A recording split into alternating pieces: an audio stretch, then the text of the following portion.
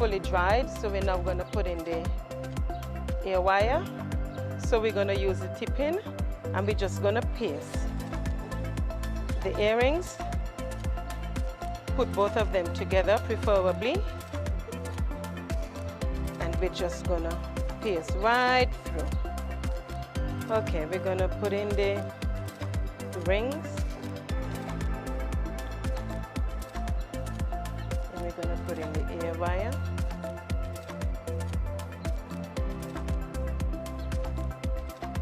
Now for the second one.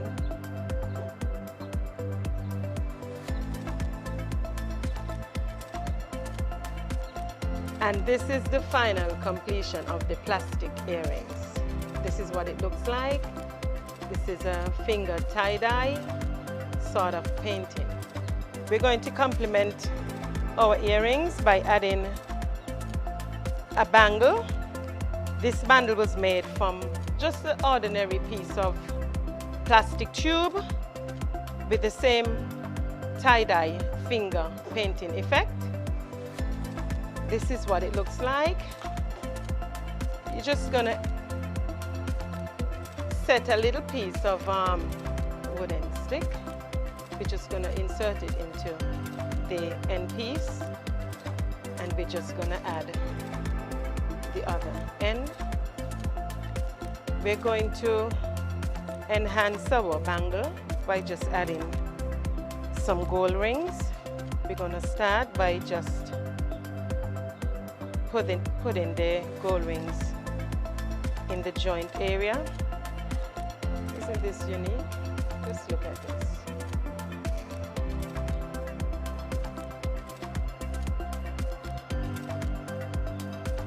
This is the finished look of the earrings and the bangle. I hope you've enjoyed this tutorial.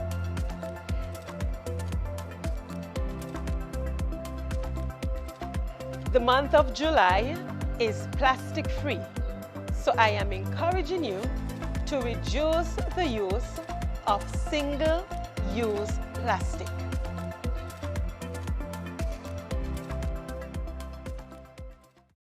Thanks to the nation's unified response, the spread of COVID-19 has been contained. St. Kitts and Nevis, therefore, announces the opening of their border on October 31st, 2020. The success of this strategy requires effort on everyone's part. Therefore, self-health management is an important step in this process. Self-health management refers to the measures people take to manage their own health. You and I should remember to wash hands often with soap and water, or use alcohol-based hand sanitizer. Avoid touching your eyes, mouth, and nose. Take your temperature morning and evening. Watch for symptoms. Persons with diabetes or hypertension are reminded to take your medication regularly as prescribed. If you have no symptoms, you may carry out your normal routine and boost your immune system. When you are outside, avoid public spaces and wear a mask at all times. If you develop symptoms, put on a mask and seek medical care. Do not take public transportation. Inform the doctor of your travel history, any contact with confirmed or suspected cases, your occupation, and whether anyone around you has similar symptoms. If you become ill, please rest at home. Wear a mask and isolate yourself from others in your household. If you share a bathroom, disinfect daily using 1 part bleach to 10 parts water. Everyone must work together to reduce the spread of the coronavirus when our border has been opened.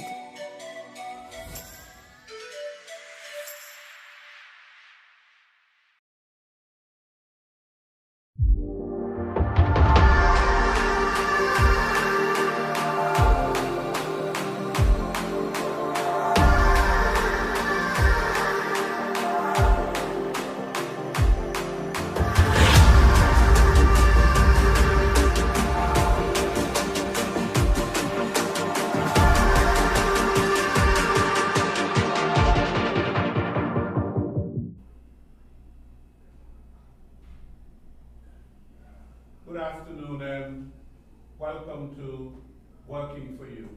I am Les Roy Williams. Thank you very much for joining us for today's program. We thank God for the showers of blessing that we have been having for the past 2 days. Of course, we know the earth needs it, the animals need it, the plants need it. We all need the water. Today, we are going to be having a discussion on rehabilitation and reintegration of inmates into the society. And I have with me for this discussion Mr. Terence James, who is the Commissioner of Corrections at Her Majesty's Prison, and Ms. Virgil Hodge, who is Principal Officer at Her Majesty's Prison. To both of you, welcome. Thank you, Mr. Williams. Good afternoon. Individuals living in prisons are there to have certain freedoms of life restricted after being convicted of criminal activities. The goal of prison is to both punish and rehabilitate the inmates, with the intent that upon release, an inmate has a higher chance of re-entering society and functioning without criminal activity. Although not all inmates participate in rehabilitation programs, some rehabilitation programs include educational, spiritual, work, and transitional programs. Today, that will be our discussion, not so much on punishment, because that's a part of it, but we are going to highlight the whole area of rehabilitation of prisoners so that there is not repeat offenders, or what we call recidivism. Of course, we know Her Majesty's Prison, some people refer to it as 1840, because that is the year in which it was built, and it was built by the British in colonial times. And it is situated, of course, next to the police headquarters on Keon Street. So it's almost as though you come from the from the prison to from the police to the prison. And it was designated to accommodate 60 inmates. Well, we have long passed 60 inmates in terms of its accommodation. There is a song that Lucky Dube sang, the late Lucky Dube, who was a reggae artist out of South Africa. And in the first verse of his song, he said, "Somebody told me about it when I was still a little boy. He said to me, crime does not pay. He said to me, education is the key. Yeah, as a little boy, I thought I knew what I was doing. But today, here I am in jail."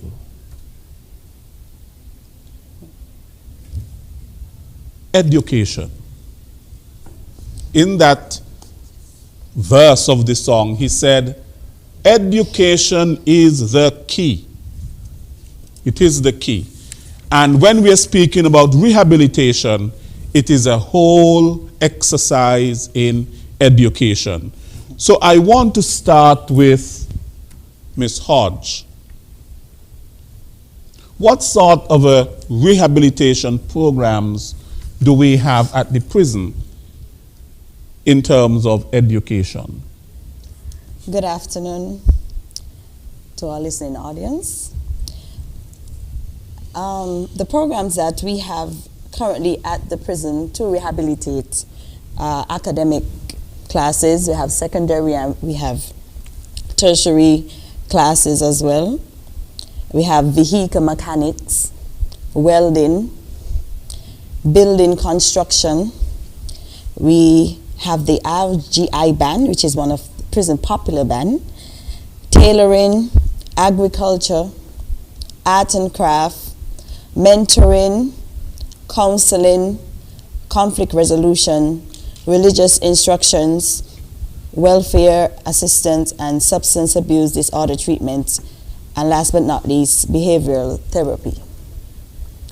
The one that tops all of these, I would say, is the educational program, which we been having for almost 4 years now, where the prisoners themselves have the opportunity to teach civilians and currently we have that program that is taking place at the Maurice Hillier Memorial School from 5 to 7, Monday to Thursdays, where the prisoners actually go out and teach most of the subject areas to civilians. Right. I'll come back to you, Ms. Hodge, but we are going to look at, of course, why are we doing this? And what do we hope to achieve in terms of an outcome? Now, Commissioner, you were a law enforcement officer for many years. 32 years. 32 years. And now you have moved from law enforcement into a correctional facility, Her Majesty's Prison. And of course, your perspective would have changed somewhat, moving from enforcing the law now to that of dealing with inmates and the whole rehabilitation process. On reflecting upon this, how do you see it? Thank you, Mr. Williams, for the question. Good afternoon to all our listeners and viewers out there in Radio Land. It's always a pleasure to be here at the ZIZ studio, imparting some knowledge and having the discussion with the general public as to what happened at Her Majesty's Prison. As you would have outlined, I have had over 32 years in the Royal St. Christopher and Nevis Police Force, so more than half of my life I've been in law enforcement. This has been another chapter of my life in law enforcement, in being, now I'm taking up the post of the Commissioner of Corrections. A little background for myself too is that I started off work as a teacher at the Keon Secondary School, and being in the police force, I had just about 10 years in the police academy. So teaching was always in my blood. And so now, as the Commissioner of Corrections, since taking up the post there, I've embarked on a journey of implementing rehabilitation program and building on what is there so far. I must definitely, one name that comes to mind is Mr. Nourish Nital. Mr. Nital has been the individual who would have laid the groundwork, so to speak, for the academic program in Her Majesty's Prison. So I'm not here to take put any feather in my cap as to say that Mr. James is the one who is spearheading the academic program in the prison. Mr. Nital would have laid the foundation, and so I'm only here to build on what is there. As you mentioned, that rehabilitation has to play an integral part in Her Majesty's Prison operation, because everybody have the perception that once you go to prison, that's it, you're locked away. And so you've been sent to the prison as your punishment for whatever crime you would have been committed. And so our job as members of the staff of the prison is to train that individual when they would have come into the prison, so that they would be going out as a different individual. Because we have seen that the recidivism we have a high number of recidivism. Most of the persons keep coming back into the prison. It's just a revolving door.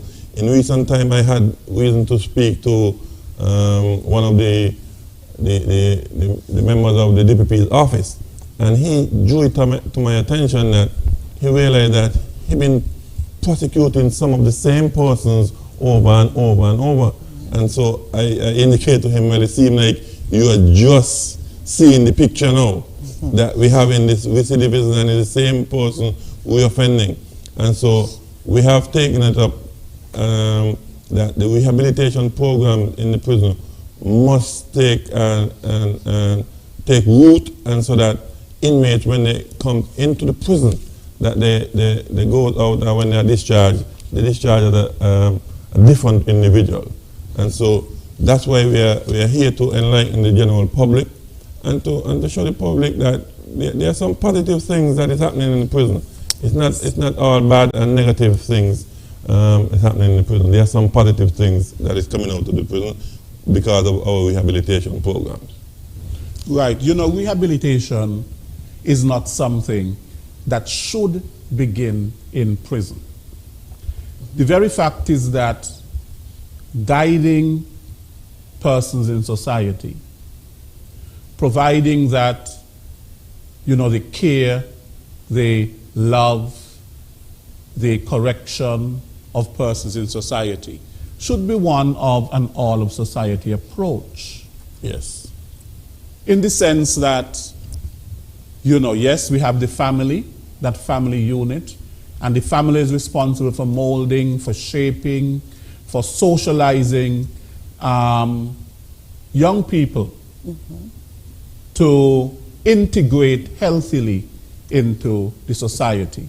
And then we have the schools, yes, where people go to school, and of course they're educated and they're taught in terms of, you know, what kind of choices they should make, what type of decisions they should make, and the consequences, of course, when you make choices and you make certain decisions. And then you have the church, of course, which is another socializing institution where people learn in terms of what is right and wrong from a biblical perspective and so on. And so all of society is not just about the prison and the prison taking part in rehabilitating people. Usually when people reach to prison is when something would have gone wrong. Yeah. Yes. And so therefore, there has to be a preventative approach to the socializing of persons in the society so that they do not reach to the prison. When they reach to the prison, it means they would have already made a choice, a decision, and now they are suffering the consequences for it. All is not lost, of course. Yes. You know, people should be given second chances and so on. But I just wanted to know that rehabilitation does not start at the prison. That's correct. That's correct. As you mentioned, the family is an integral part of society. We know the old man should train up a child in the way he should go, and when he's old, he shall not depart from it. And so if you start instilling the right and wrong in a child from the early age, they will definitely stay on the straight. And now, as you would have mentioned, that when an individual do reach to the prison, it's because something has definitely gone wrong. Sometimes we hear today a parent will say they can't go with a 5-year-old, a 6-year-old. How are we reaching to that stage that a parent cannot control a 4, 5, 6-year-old child today? We know in the past, once you reach 5, 6-year-old, you start going to the Sunday school. And the Sunday school played a very integral part in our youth, bringing us up in the generation gone before. And so, I don't know, from where I sit here, how we're going to get all the children to start going to Sunday school. We know we're going to 1, 2, 3, 4 Sunday school on a Sunday, starting at 7 o'clock in the morning, maybe 8 o'clock, and you're going to Sunday school until 4 or 5 in the afternoon. And so, will we be going back to those days? We don't know. We can try. The schools, sometimes we reach to a stage now where police have to be stationed at the schools to keep security at the schools. That is the way our society has been going. The church, we have. There are times when we call on the church only for certain things. We think that the church should be there all the time. Some people only want the church for certain things. The church also plays an integral part in our society. We've been saying all the time that we are a Christian society, but as I said, sometimes people only want the church for certain occasions. But the church definitely would play an integral part in our society. We at Her Majesty's Prison, we also have different denomination of church comes into our prison and have sessions with the inmates. For the most part of this year, well, we know the COVID-19 would have disrupted the entire world, and so our church service and pastors and religious groups coming into the church, that was put on hold because of the COVID protocols. But we are looking forward in restarting those programs where we have different churches, denominations will come in and have spiritual sessions with the inmate. The inmates really looking forward to that also. So we are hoping in short order to recommence that again at this time. I have seen, Commissioner, a paradigm in terms of parenting where, of course, you know that children learn that something is not wrong when they're very, very young. They learn that something is wrong and something is right based on punishment. The child will know that I must not do this if the child is punished. Yes. But at the very same time, the child must learn as the child grows, the reason I must not do this is because of the consequence of doing it. Yes. And sometimes you find that in parenting, people look to the punishment model rather than the instruction model. So therefore, the child is punished, but you never explain to the child why you are punished. Yes. Right? So you don't do something because of the fear of punishment. You don't do something because you know it is wrong. And the consequences that your wrong behavior is going to bring about. So we need to move away from that, where, of course, people will learn, you know, the consequences of their actions, yes, rather than just, you know, the fear of punishment. Well, you can't say it better than that, Mr. William, because persons have to understand that as adults too, when you would have break the law, run amok of the law, there are consequences. And so one of the consequences that you might end up go to prison. And that is how the world goes. That is how the world operates. That each country have their laws. Just like in your house, the child know that they can't do that, and that is wrong. And if you do that, there are punishment or consequences. It's the same thing for an adult. When adults would have breached the law of the land, there are consequences. You will be taken to the court. The court, they'll have a process, and the end result, you can be sent to prison. There's another mantra: ignorance to the law is no excuse. One is expected to know the law.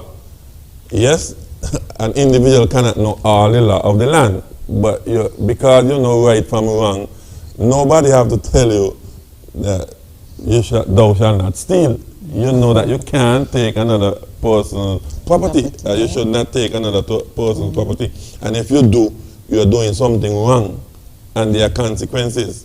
Okay, so adults have to understand that if you breach the law, you will be taken before the court, and you can be sentenced to the prison. That's why people reach to the prison. When you reach to the prison now, it's a different environment.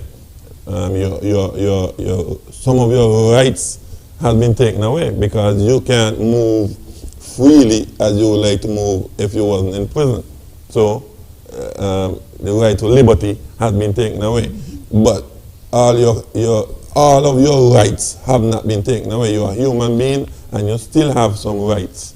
And so we have to, as the Commissioner of Correction and the staff, I have to ensure that an individual rights are maintained when they reach into the prison. And so Yes, we do not want to infringe on persons' rights, but individuals have to understand that once you are in the prison, there are still rules inside the prison that you must govern yourself by.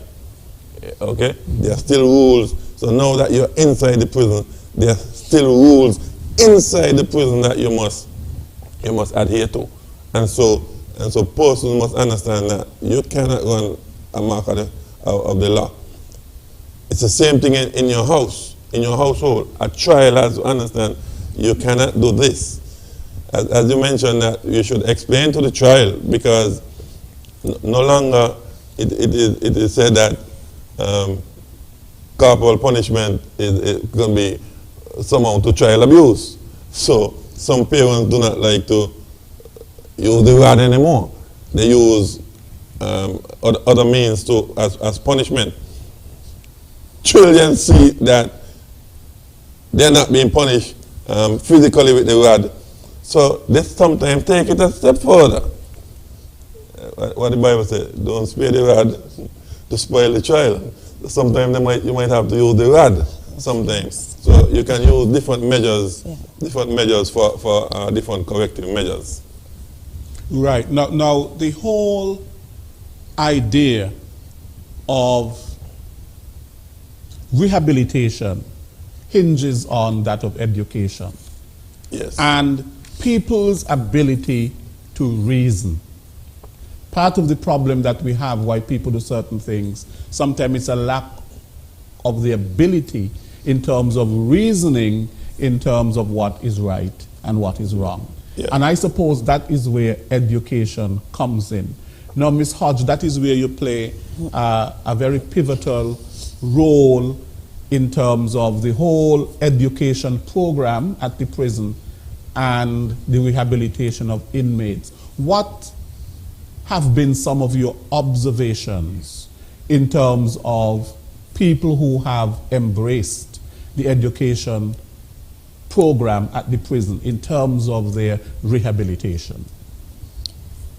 Well, like I mentioned before, the inmates figured, hey, we're already here. We might as well educate ourselves while we're here.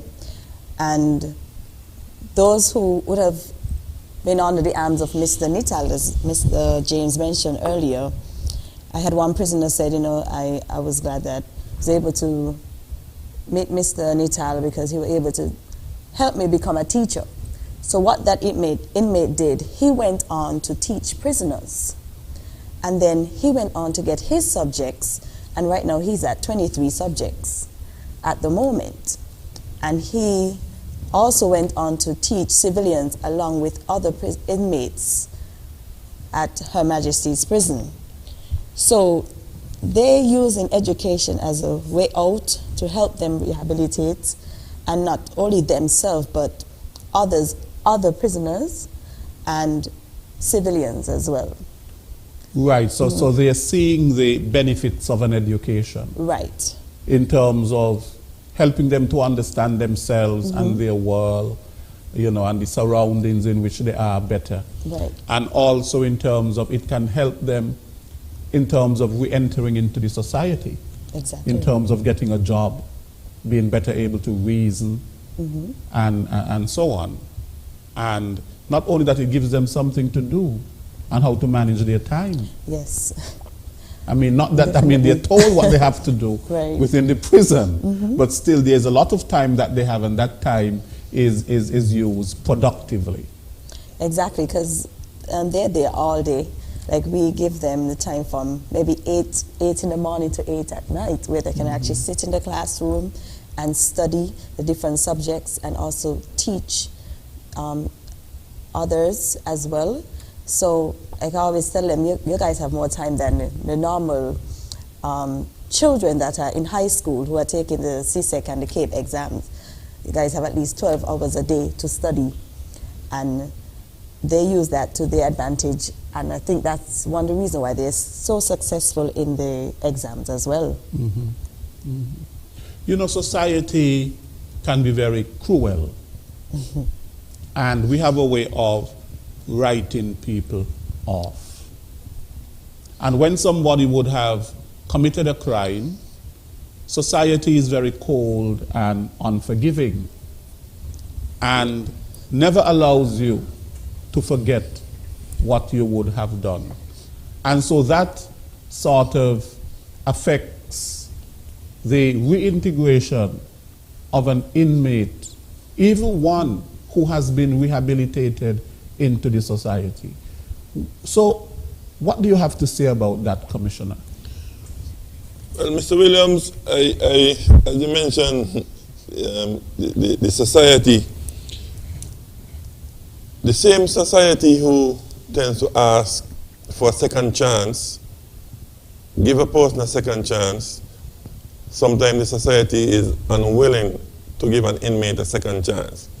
But we got to remember that we have the law and the judicial system, and persons would have gone through the judicial system, and the court, they would have been convicted for an offense by the court. They are sent to prison. They have served their time. As we say, a person would have served their debt to society. That's how a person would have served their debt to society, by serving their time in prison for the offense which they have been committed. And so once they have served their time and they are ready to be discharged back into society, I, as the commissioner, have an obligation and a responsibility to discharge that individual back into society. Now we have some inmates who would have committed the heinous of the heinous crime, murder, and so they would have gone to the judicial system. An individual is allowed to appeal his matter, and so appeal is part of the judicial system. Sometimes when a person is being given life in prison and they appeal, the life in prison can be overturned by the appeal court to a number of years in prison. Persons who would have been sentenced to be hanged or executed, their sentence by the court upon appeal would have been overturned to life in prison. Our Constitution speaks about the Governor General pardoning an individual. Section 66 of our Constitution speaks about the Governor General pardoning an individual. And so there are process and procedures that are followed to lawful, to the system, the legal system. And so persons have to understand that persons have rights and persons go through the system, and this is how the system operates. And so persons are, when persons hear this person has been released, or this person only served this amount of time, that is because they would have gone through the system, the judicial system. In a democratic country and in democracy, a man is innocent until proven guilty. And they have the system that the judicial system that it goes through. And so persons, yes, the public at times could be cruel and ask for a second chance. And sometimes when the individual gets a second chance, the same public is somewhat not lenient towards that individual. And so we have to understand that is the process and the procedure that is being followed. Yeah, and part of the, you mentioned it earlier in terms of the recidivism that we may see taking place has to do, because if that sort of a social, emotional, spiritual, all of society approach in terms of a network when the prisoner is released back into society, if it is not there, then that is a recipe for recidivism. Yes. And so therefore the person will end back up in the prison because they have not found the support that is so necessary to help them to reintegrate. Yes, well, we have Miss Christopher at Gender Affairs. I've been in communication with her, and part of our plan and strategy in going forward, we are hoping to collaborate with the prison and the Gender Affairs so that we will have a proper structure in place so that when persons are nearing their discharge time, that we can start to prepare them for reintegration into society.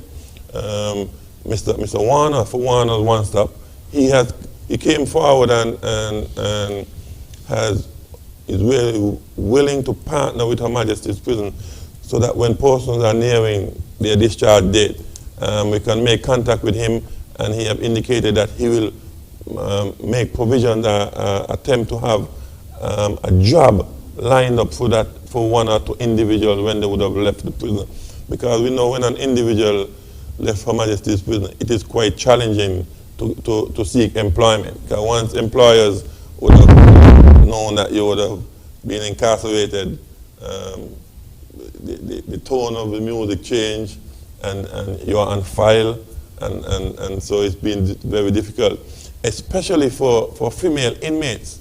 Once a female inmate would have been discharged back into society and she goes to seek employment, once the employer would have gotten knowledge that she was incarcerated, it's very challenging for her to get employment. And so in working with Ms. Christopher, she wanted to start programs so that would teach the inmates how to be entrepreneurs, how to start up a little business, so that when they would have left the prison, they can start their own little business and become entrepreneurs. Because it's very, very challenging when persons would have left Her Majesty's Prison to get gainful employment. So that's why we are trying to have our rehabilitation program and teach them a skill, so that when they would have left, they are able to even seek employment on their own and maybe start up their own little business. So this is the direction in which we intend to go in terms of our rehabilitation programs in the prison. Right. So we spoke about, of course, the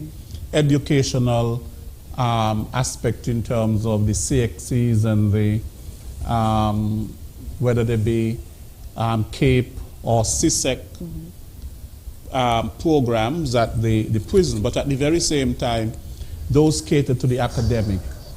Sometimes you need programs for people to work on themselves, for example, self-help programs, because people entering the prison will need some sort of a self-help. Yeah.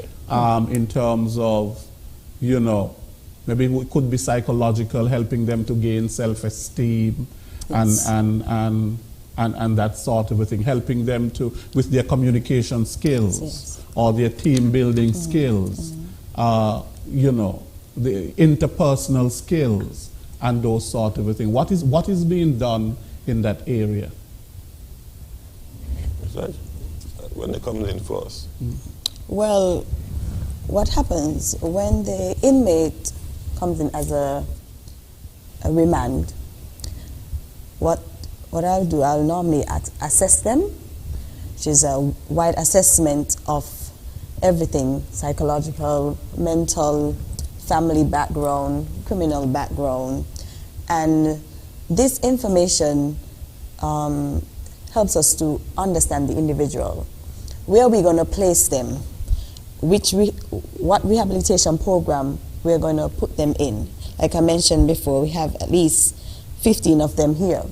So that helps us to know where we're going to place them. I mean, like you said, not everybody going to be where they, you know, be educational and know at least a standard of the CAPE or the CSEC. But I have guys who comes in and probably can't read well, so now I'll have to place them in a class where I help them to read. A literacy program. Right. We have guys who just want to do mechanical work or welding, or just want to get in a religious program, then we place them there. So that's the first step.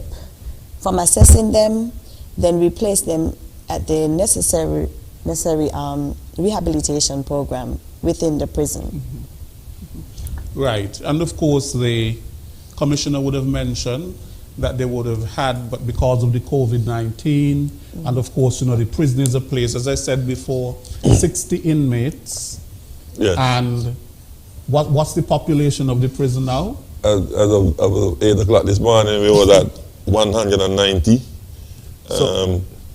With out of that, we have 22 is over on the Navy's prison farm. And then we have, out of that 190, we have 5 inmates who are female. Our female population is usually small. It's usually small. I was informed that the most that we would have ever had at one time. A female is 13, 1-3. But generally the female population is usually small. But as you mentioned, 1840 was constructed to house just 60 inmates. That was way back in 1840. But as time progressed, as I mentioned, as of today, we're at 190. So we definitely somewhat overcrowded in that. We would have the main structure, which we consider to be the 1840, the main building. We have also constructed 2 other smaller cells. So we're able to disseminate the numbers throughout the prison. So it's not that, even though the number is 190 as of today, we're just slightly overcrowded at this time. And so we have outgrown the space that we are presently located. We have definitely outgrown that space, because if we are to be going into rehabilitation program, it means then that we'll need to have workshop areas for mechanic, for carpentry, for the different skills area. And so we have definitely outgrown that space. The government has embarked to try and construct a new facility. And so at present we have the land available down in the Estridge Mountain area. We already have the drawings for the new facility, and so we're just waiting and getting the funding. So government sourcing some fundings to construct the new facility. We don't have any intention of calling it no prison. It would be St. Kitts and Nevis Correctional Facility, because we're trying to correct some of the wrongs that was done by the inmate, and ensure that they are rehabilitated when they would have left the institution. And so we're just keeping our fingers crossed and waiting and hoping that the government will get the funding. We know this is what we call a guava crop time. The COVID has turned the entire world upside down. Funding has been dried up, and so we're just waiting. We're hoping and keeping our fingers crossed that shortly we will get that funding to start even a new correctional facility. Right. Now you mentioned, of course, we are in the COVID-19 pandemic. Yes. Which has basically affected the entire world. And concern has been raised about prisons and other institutions, especially where it's very difficult to have sort of a social and physical distancing. Yes. And what is really being done to protect those institutions from being infected with the COVID-19 virus. So what has been done at Her Majesty's Prison in terms of that? What protocols, measures have been put in place? As you rightly said, the COVID-19 has been a challenge. No prison in the world is able to social distance. You're definitely unable to carry out social distance in any prison in this world. So we was on lockdown quickly. I made a decision quickly to lock down the prison on the 22nd of March, just about the time when everybody was going on a lockdown. And so thank God that our prison here in St. Kitts, we didn't have any contamination, whereas the Guyana, there are prisons in the Caribbean region, Guyana, Trinidad, Haiti, Santo Domingo. These are some of the prisons that have seen contamination of the COVID-19. But as I said, thank God that our small prison here in the Federation, the inmates so far have been kept safe. I try my best with my staff, endeavor our best to keep the prison safe. In terms of protocol, we have our little protocols that we have implemented since March, and we still have them implemented.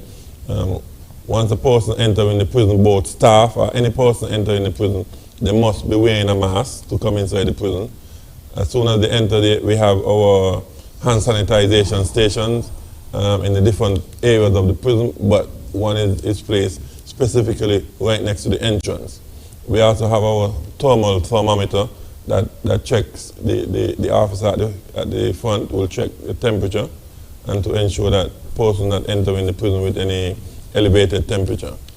Once that is done, persons, we have what is called a scanning machine, but it only scans for contraband for security purpose. So one goes through the scanning machine, and then we know that they are secured to be inside the prison. Right? We also have about 3 cells. These cells are what we call our little quarantine or segregated cells, that when inmates comes into the prison for the first time coming into the prison, we keep them in that area. We'll have the doctor, a prison doctor, check them, and then we'll have them kept in that area for 14 days as our little protocol and quarantine area before they go into the general population. So we do our little quarantining inside the prison, and this is part of our protocol, so that we can maintain our prison to be as sterile as we can for the time being. Well, we know the borders are open, has been open from the 31st of October, and so too I will implore on the staff to ensure that we maintain our protocol throughout until we don't know when, but we will maintain our protocol. Right, so what are some of the work programs that you have at the prison? Because you have the educational, and of course you spoke about the spiritual. Yes. And you have work programs as well. Yes. At the prison. Definitely. People can gain work experience. Yes. Well, as I mentioned earlier, we have skilled officers and we have skilled inmates at Her Majesty's Prison.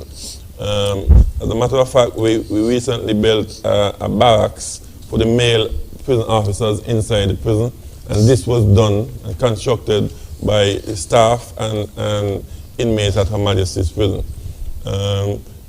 If you would have traveled to the Defense Force camp or passing on the highway, you will see that 2-story building at the Defense Force camp.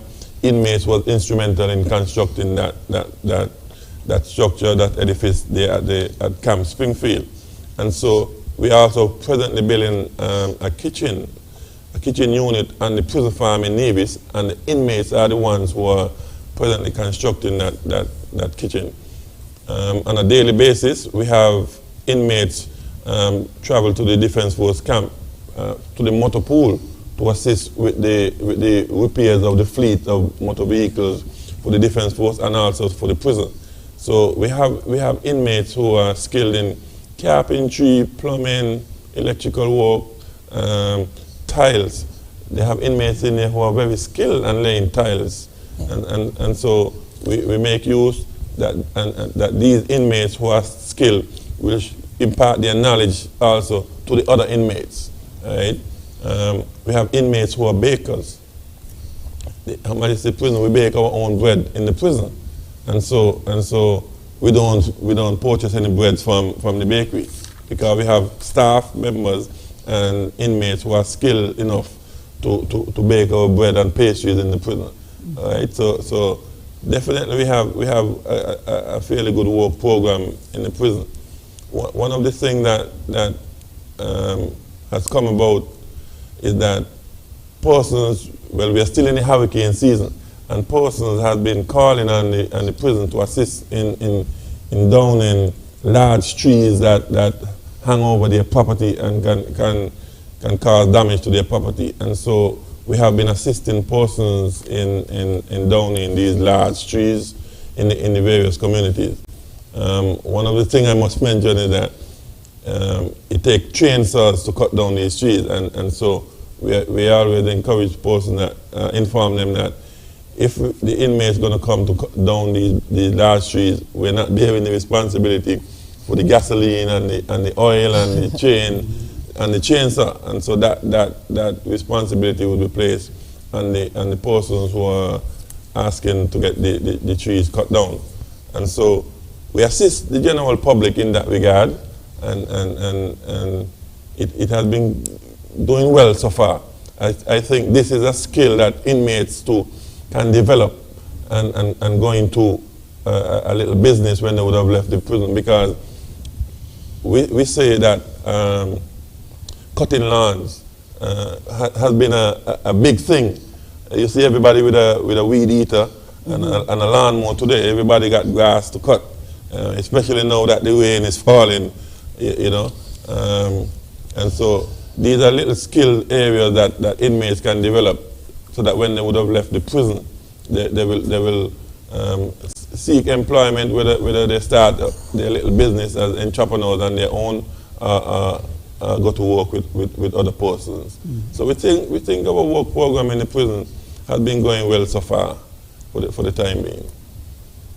Commissioner, what about security at Her Majesty's prison? Because in past times there were stories about contraband getting into the prison. Yes. Cell phones and so on. Has there been an improvement in this area of prison security? Definitely, Mr. Williams.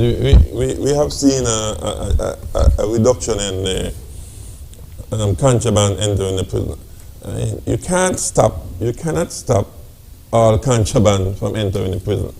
No prison, in every prison in the world, in going on prison conference, you would hear other commissioners and superintendents indicate to you that yes, you have contrabands entering the prison, but for sure our prison it has been reduced drastically in terms of, since we have implemented the scanning machine, which is like an X-ray machine. So anybody who enters the prison, even myself, every day I enter the prison, I am being scanned. I empty my pockets, I go through the scanner, they check me, and so every member of staff, every person who enters the prison goes through the scanner. But it's a machine, and sometimes people beat you with the machine, and some of the contraband gets into the prison. Illegal cell phones gets into the prison, but it's the job of the staff to find it. And there are times when we do find it, and there are times when we do not find it, or it takes us a little longer to find it. But I would say yes, that contraband enter the prison, and just like all other prisons, contraband do enter the prison, but it's the job of the staff to find it. Okay. Now, of course, prison can be a very stressful place, a place where violence can erupt, of course, if people are stressed. One of the ways in which people deal with this, of course, is through recreation and sports. Ms. Hodge, what is being done at the prison in terms of recreational and sports activities for inmates? Well, on a normal day, the prisoners have a couple hours for recreation, and then that's something that's by law that we have to give them. So they are able to play basketball, football. Like I said, we mentioned the guys who are in the band, they go in the band house and they practice their music. And that's the way to, free their minds in a recreational way. And of course that would help us as officers as well to deal with them, because once their minds are free by doing these sports, sports can help you, just your mind mentally can help you be better. And I feel like we having them going out this every day and doing the recreational, it's going to help us as officers as well to deal with them. Less stress for us, as I would say. So it is a part of the whole rehabilitation. Yes, definitely. Yeah. It's a routine, as she mentioned, it's a routine that inmates must be given recreation on a daily basis. And so they comes out, what we call, into the yard, and they do their exercises, as she mentioned, basketball, whatever physical thing they want to do inside the yard. By law, an inmate must be given some form of recreation. You shouldn't keep an inmate locked down 24/7. Even if they're under some sort of restriction, punishment, they must be given at least that hour for recreation, to stretch their limbs, get some sunlight out in the yard. So that is required by law, that they get their recreation. Well, this year it did not happen, but last year on the 16th of September, which is Heroes Day, the inmates normally have what we call a fun day. Right. And that day, at least once a year, they will have real entertainment, basketball, football. They have the calypso, the calypso show. They have the dramatization. They have the debates and those kind of things. And the Heroes Day. Unfortunately, we were unable to have that this year because because of the COVID, a lot of things was cancelled for this year. But they usually have their recreation for which is a must, and it's for the human body also to have some sort of exercise to keep physically fit, because we don't want an inmate to get sick inside the prison. That will be much more costly than if the inmate was to be healthy, fit and healthy. Right. Now, Commissioner, to go back to the whole area of the reintegration of inmates into the society. Yes. One thing that prevents the reintegration of inmates into society is that of having a criminal record. And with having a criminal record, sometimes it restricts you from having access to certain opportunities. Yes. For example, even for university, to apply to university, one of the questions sometimes they do ask you is do you have a criminal record? Yeah. It doesn't mean that you will not get admitted because of it, but applying for a visa, for example, or some places of employment ask if you have a criminal record. Yeah. And sometimes that is a deterrence for ex-inmates. When they see that question, they probably almost feel that they are doomed. Yeah. In terms of, getting through. Yes, well, this is one of the instances that you say that persons can be given a second chance. I don't know the exact section of the law, but I know there was a piece of legislation that has passed that persons can get certain convictions or minor convictions expunged from their record. So there is a piece of legislation in place. I think you have to apply to the Attorney General seeking that your record, this conviction be expunged. We know that person was convicted, for example, the marijuana.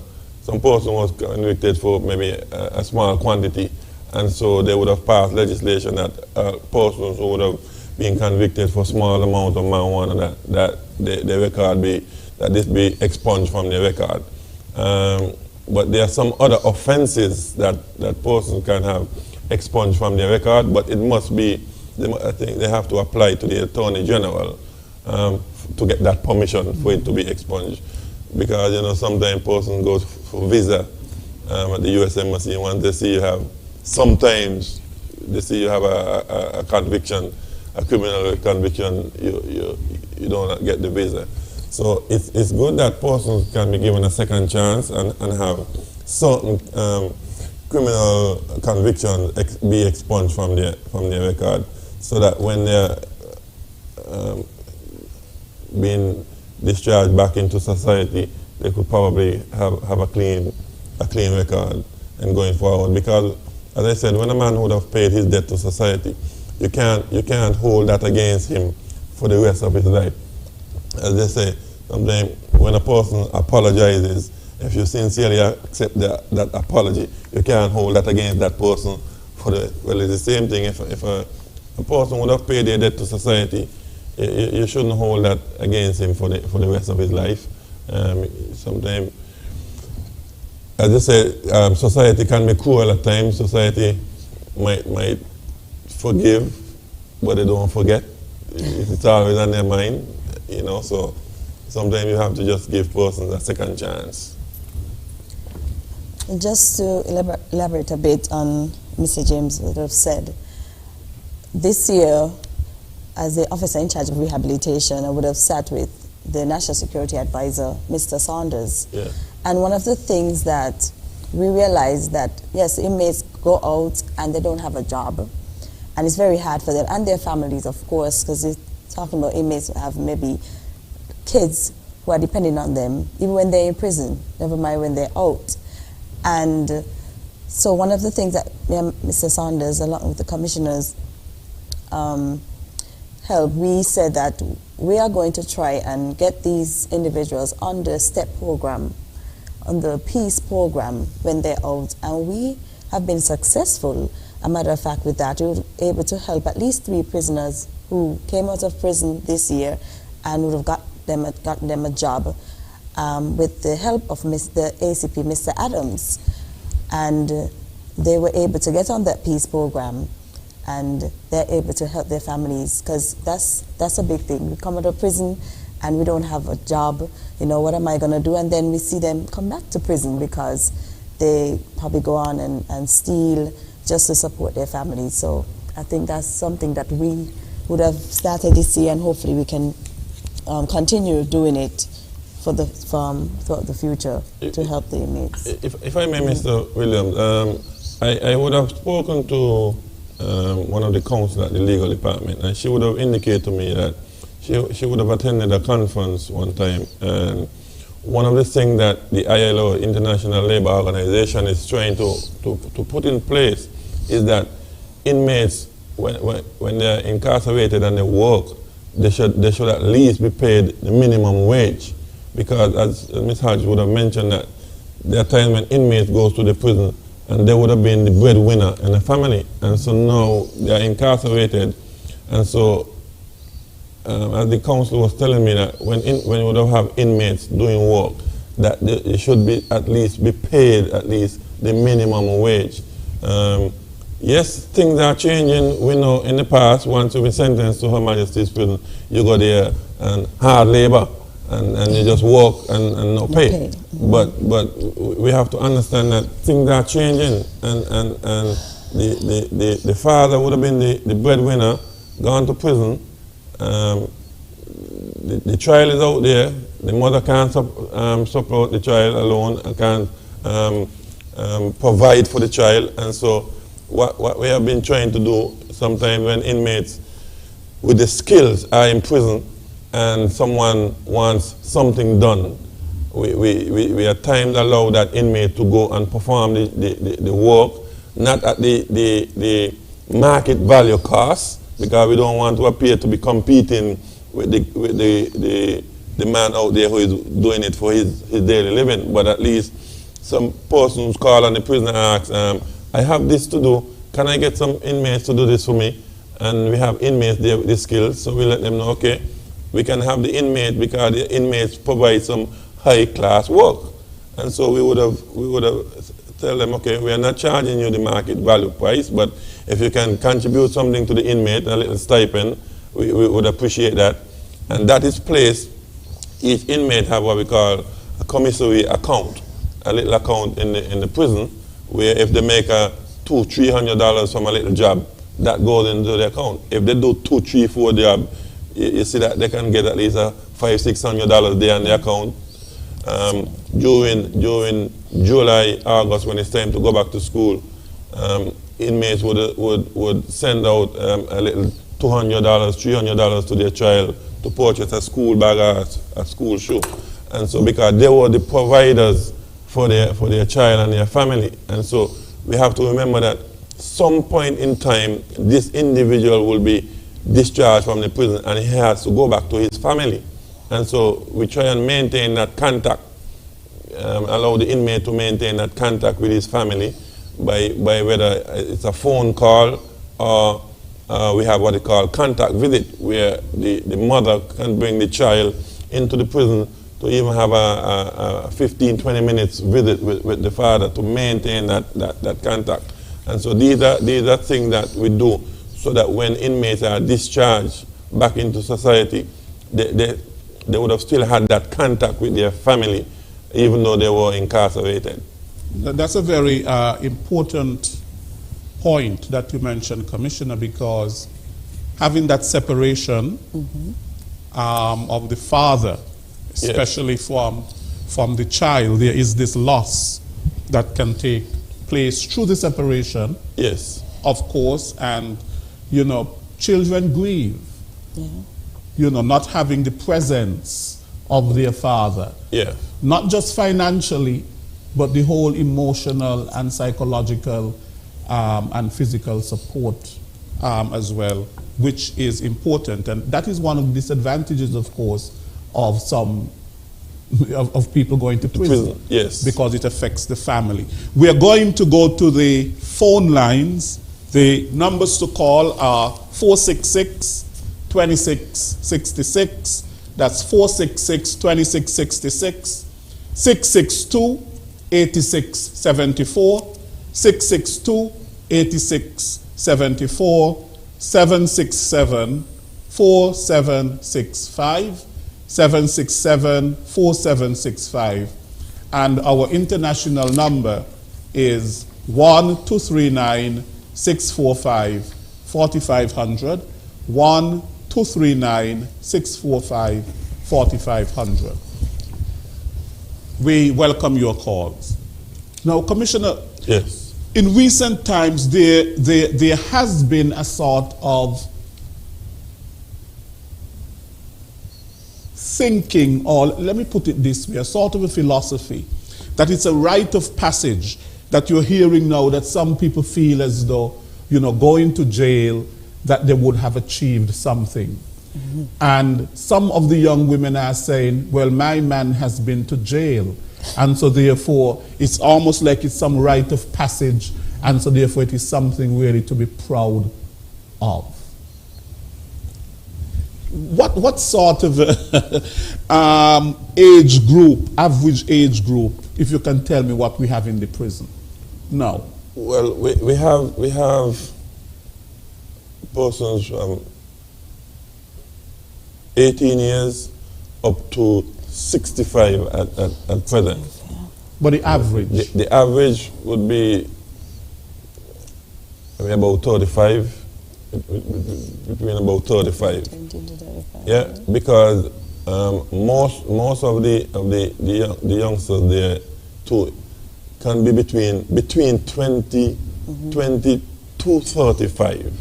So if we have the average can vary. It can vary.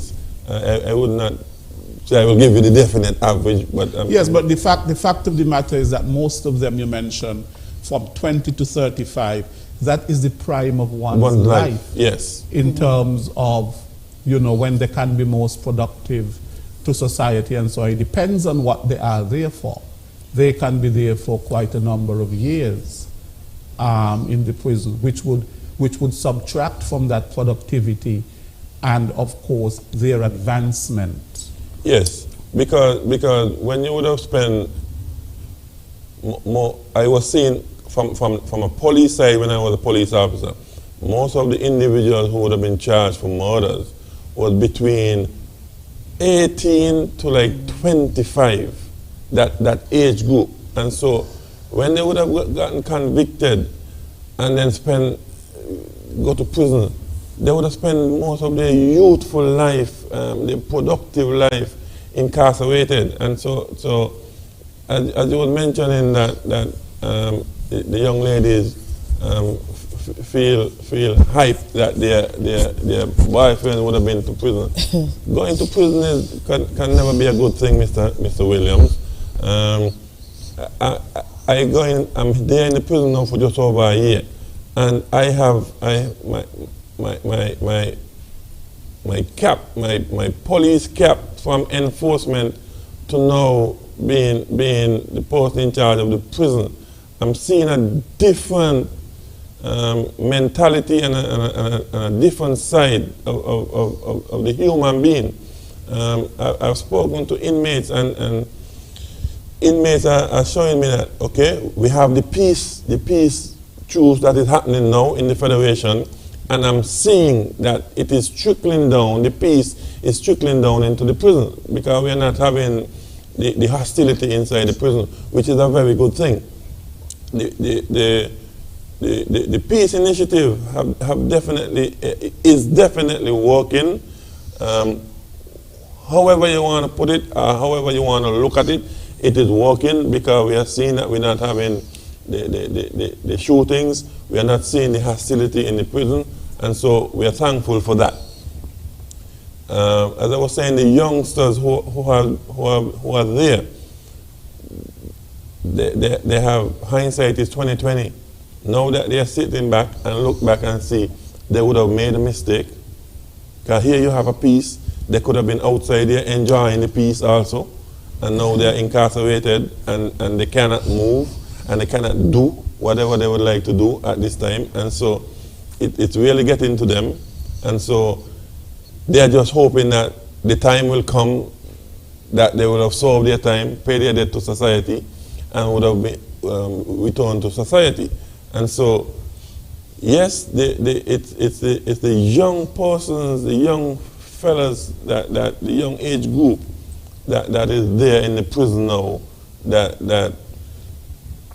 an average age, as you say, maybe between, as I said, between the 20 and 35 years of age is more of the average age group that is presently there at Her Majesty's prison. Mm-hmm. Now, of course, we have from the statistics that you gave, we have more men than women in the prison, and a lot of the work activities and so on, for example, general mechanic, the welding, and things like that are more geared towards the male gender. Yes. Now, what do you have? What sort of special programs do you have for the female population in the prison, although they be in the minority? Yes, as I mentioned, Miss Christopher and her team at the Gender Affairs, I would have had meeting with her and her staff, and they had planned to start. We was planning to start actually in March of this year, just when we had the lockdown. Things like anger management, arts and crafts, making things with crafts with various materials, showing them how to start up a business, entrepreneurship. These were some of the areas that we were planning to start with the females. As I said, the female number is very small, and so when you hear about the prisons or programs, you tend mostly to think about for the men. The female section in the prison, the female is completely separated from the male section, and so these are some of the programs that we would have liked to start inside the prison. We have actually at one time, Mrs. Malalu, the former magistrate, she wanted to start what do you call it? Floral arrangement in the prison with the female, because she thinks that this is something that a female inmate can start up on her own, floral arrangement. So there are other persons who are willing to come forward and have start up programs so it's just for us to put proper structure in place so that we can have them going. But Miss Christopher, as I said, Miss Christopher at Gender Affairs, she have the female section of the prison at heart, and she is always willing, and her staff willing to come and partner with us. And so my arms are open for her and her staff to come and really have the programs with the female inmates at the prison.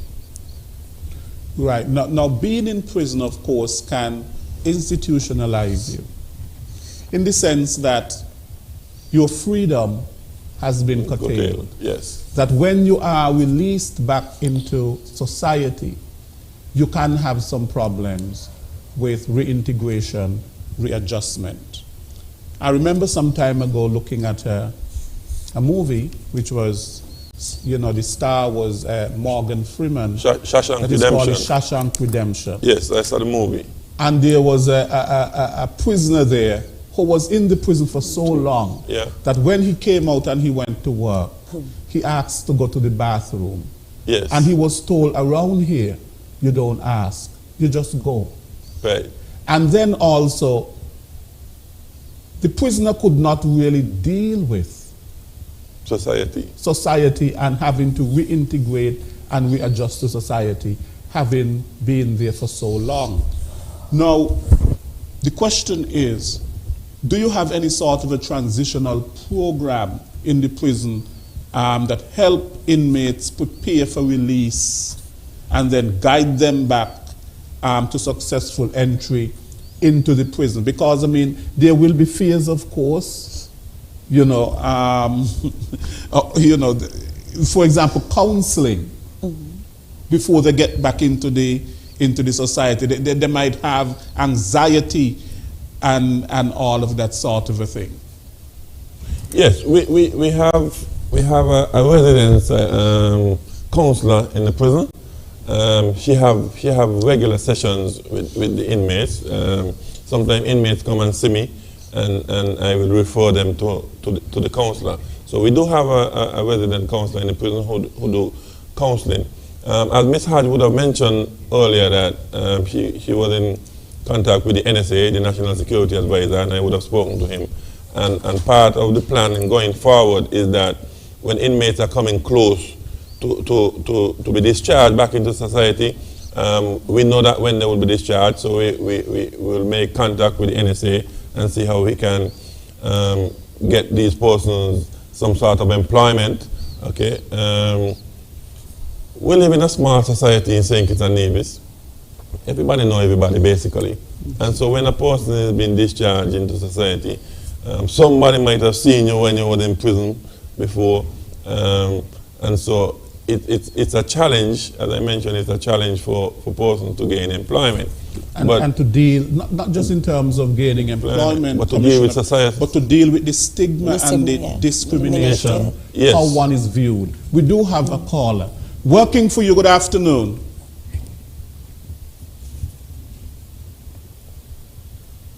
Hello? Seem to have lost that caller. Yes. Yes, as you was mentioning, the stigma of dealing with society. Because I could recall as a youngster growing up, one could tell when someone come from prison. They used to say, you just check his head. You see his head look gap, as colloquial tone, look gap up. All right?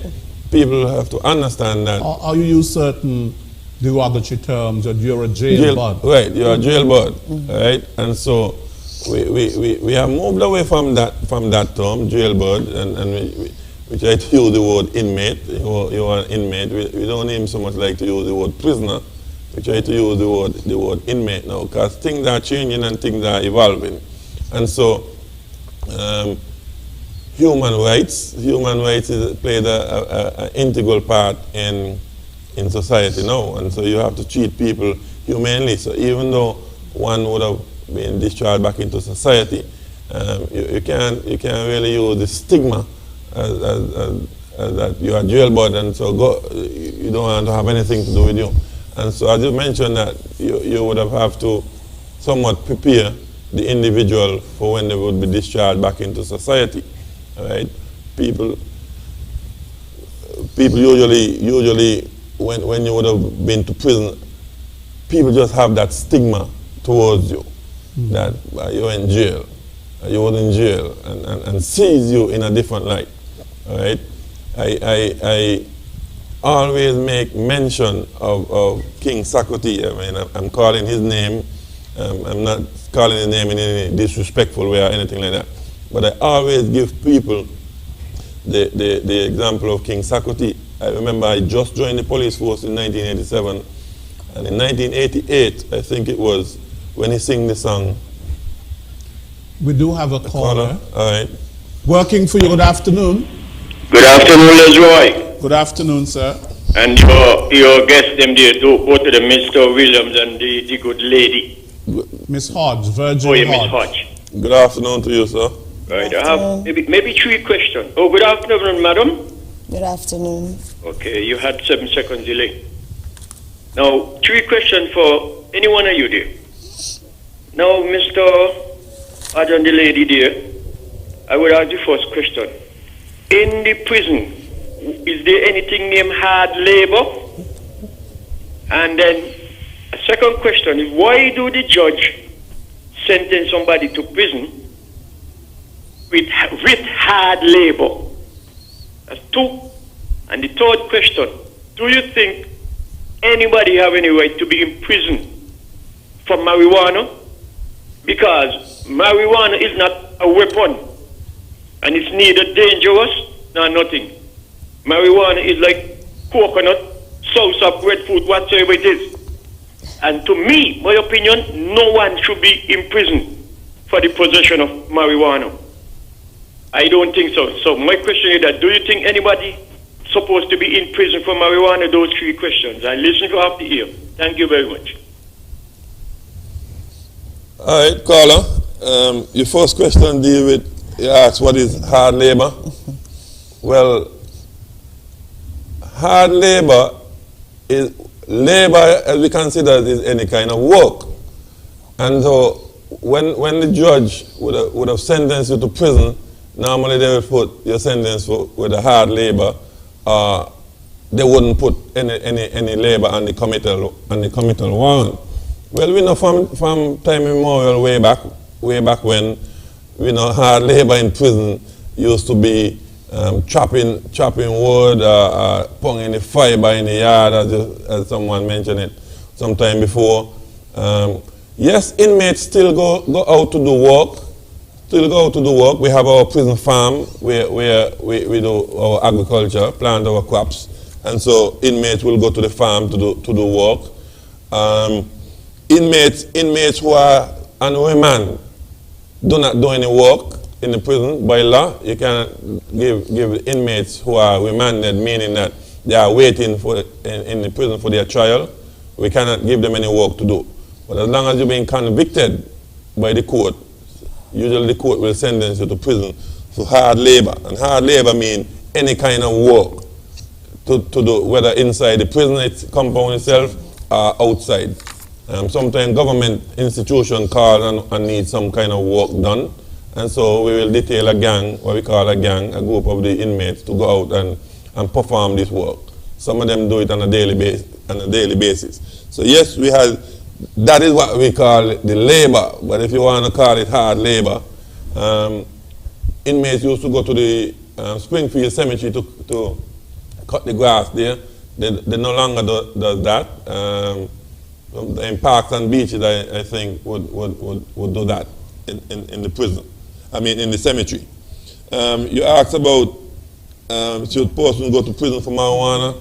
Well, everyone is aware that that's a different discussion at this time. I wouldn't want to go too much into that, but I can say that the government would have passed a piece of legislation where persons are allowed to have a certain amount of quantity. The Rastafarian now is allowed to have it in their place of their religious, where they're going to perform their religious and of their song. When they have in their religious things for their Rastafarian, religion. And so things have changed. As I told people, when I was a police officer, when I see someone smoking a spliff, so to speak, I ready to take it and take them to the court. Now it's a different thing. Persons are allowed to have a certain amount of quantity for personal use according to the law that was passed. Marijuana is beginning to be decriminalized. So this is a whole new conversation in dealing with the marijuana. To answer your question, if someone should be in jail for marijuana, I can't, as I sit here, I can't say yes or no. Because if persons have a large quantity and they have to go to the court and the court convict them, for trafficking, they're sentenced to prison for whatever the court decide. All I have to do as the commissioner is to receive them into the prison once they are sentenced by the court. So I wouldn't sit here and say no, yes, that a person should be in prison for marijuana. Yes, I think the question of marijuana and its use or its abuse is a deeper conversation yes. that needs to be had, because, I mean, from a medical point of view, psychological point of view, there, of course, is talk of young people and how marijuana may interfere with the development of their brain and development of their judgment. Correct. And all of that sort of a thing, which, in a sense, can affect people in terms of their judgment in doing certain things, and which may just land them in jail and so on because they did not use right judgment. Now, of course, people being in prison, Commissioner, is a financial burden on the state. It can be. It decreases the productivity in society and the economy. It affects family life.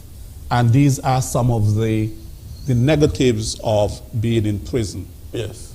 What basically can be done in terms of alternative sentencing for people to basically go to prison? Well, I would have attended a conference in Uruguay last year in September, and it was a conference to deal with alternative sentencing, where community, given persons community duties by the court instead of sending them to prison for certain offenses, and even sometimes a first-time offender. You take a young individual who might have run amok of the law and you send him to prison.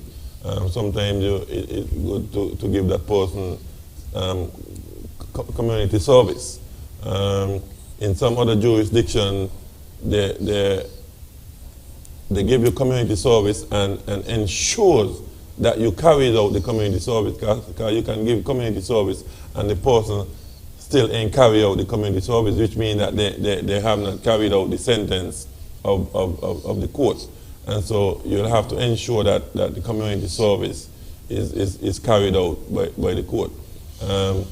Sometimes mitigation might for some offenses you might have to have mitigation that might not even need, the matter might not even need to go to court. And so you can have mitigation in avoiding, because person getting convicted in the court and being sent to prison. But one of the key things is community service has been one of the major alternative sentence that other jurisdictions are looking at to instead of sending people to prison. So that is one of the major alternative sentence, community service. Right, because sometimes when you look at the prison populations, prisons are basically filled with, and even look at the models in some of those developed countries, it really shows inequalities. Yes. Racial inequalities, economic inequalities, social inequalities, and so on. Sometimes it's poor people, yes, black people, Hispanics, unemployed, uneducated, and so on. So these things need to be addressed from a societal standpoint, and that is why it has to be an all-of-society approach. And if those things are addressed, then we might have less people in our prisons. Yes, and as you mentioned, it's very expensive. It's very expensive to and a burden and the government to run a prison, and you must feed a prisoner 3 times per day. Our budget in the prison, the meals takes up most of our budget, and so what we have embarked on is to try and increase our production in our agriculture production, so that we can reduce that budget cost for feeding. We know food security has been a big thing on the agenda of the government since the COVID, and so we have kind of stepped up our production on our farm at Needmust, so that we can produce more vegetables and more crops to really reduce the budget for feeding. As you mentioned, the prison, when an individual comes to the prison, the state have a responsibility to take care of that inmate from the time he comes to the gate until he leaves. And so an individual comes into the prison, you have to feed him 3 times a day. His medicals has to be paid by the state. Sometimes inmates come to the prison, they never even ever get an x-ray. You got to give them an x-ray. You got to pay for that. You understand? Medical, sometimes they need special referral to a specialist doctor, and the state have to pay for that. If they was outside, they're on their own. But once they come to the prison gate, the state have a responsibility to take care of that individual until they are discharged back into society. So it is very expensive to run a prison, and it is very costly to the government. Yes, people always say they're inside here eating taxpayers' money, but that's how it goes. Yeah, it's a human right yes. to be food, clothing, and shelter are basic human rights that nobody should be deprived of. Now, before we leave, Commissioner, we are basically out of time. And of course, you can't have a prison. We have prisoners, yes, but we have staff at the prison. Yes. Prison staff, wardens, and so on. What sort of a professional development or ongoing formation is provided for your staff to help them to be better in terms of what they do? All right. The prison, all the prisons in the Caribbean now falls under the impacts, which is based in Trinidad, and so the prisons, all training that involves prisons, the impacts is responsible for the training, and so we have had. This is the order of the day now, Zoom training, and so almost every month we've been having training with the staff, the different members of the different prison institutions around the Caribbean. We've been having training sessions, and as a matter of fact, next week we are having a cybercrime investigation in prisons training, and so members of the staff have been given training on a regular basis. We have made good contact with the U.S. Embassy, and so members of the staff at Her Majesty's Prison had the opportunity, half of the staff had the opportunity to travel to Barbados to see the prison in Barbados, which is a much larger prison, and how it operates and how it functions. And so the second half of the staff at Her Majesty's Prison was preparing to travel to Barbados for them to get that experience to like the first half, but the COVID would have cancelled that, and so we are hoping that we will get that opportunity when things calm back down. As a matter of fact, I have a member of staff, a junior member of staff, who recently achieved a bachelor's degree in criminology at Her Majesty's Prison, and so we have Miss Bell, which is a BGO, a basic grade officer. She recently achieved a bachelor's degree in criminology at Her Majesty's Prison. So we have members of staff who are trying to uplift themselves academically and put their best foot forward.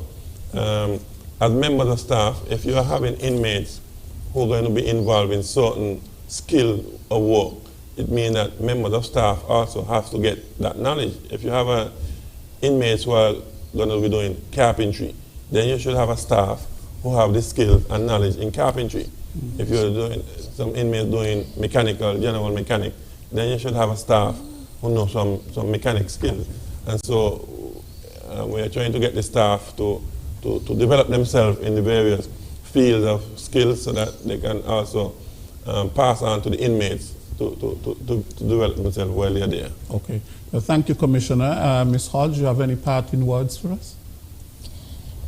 Well, I just want to kind of show some objectives why we do have the rehabilitation program at Her Majesty's Prison, and it's to reduce and eliminate the stigma that we mentioned earlier and discrimination associated with persons who have been convicted. And we also want to help reshape and reposition Her Majesty's Prison in the minds of the population of St. Kitts. Also to create, sustained and maintain a positive image of the work done by staff at Her Majesty's Prison for safety, security, and stability.